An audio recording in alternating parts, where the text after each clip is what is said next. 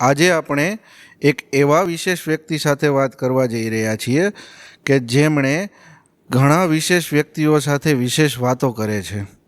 એવા વ્યક્તિ કે જેમણે જગદીશ મહેતા જેવા દિગ્ગજ પત્રકારના પત્ની અને દીકરીનું પ્રથમવાર ઇન્ટરવ્યૂ કર્યું.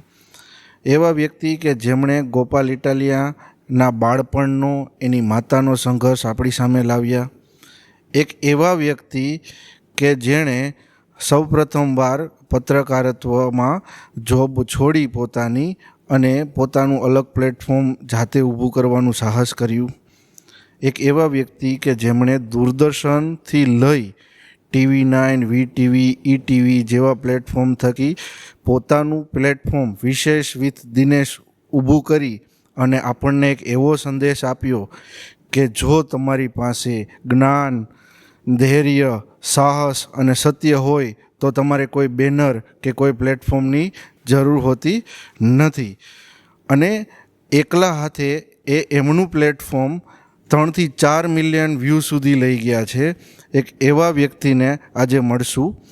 અને સદભાગ્યની વાત મારા માટે એટલે છે કે આજે ગુરુ પૂર્ણિમાના દિવસે આપણે શૂટ કરી રહ્યા છીએ અને જર્નાલિઝમ ફિલ્ડમાં હું જેને ગુરુ સમાન માનું છું એવા દિનેશ સિંધવ સાહેબને આજે મળીએ. કેમ છો દિનેશ સાહેબ?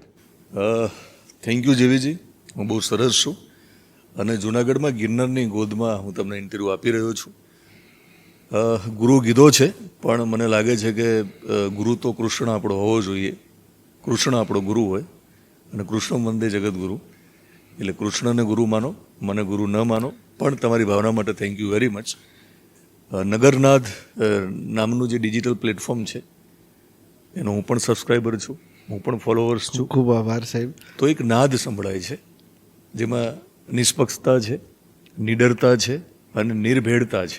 કોઈ ભેળસેળવાળું છે નહીં.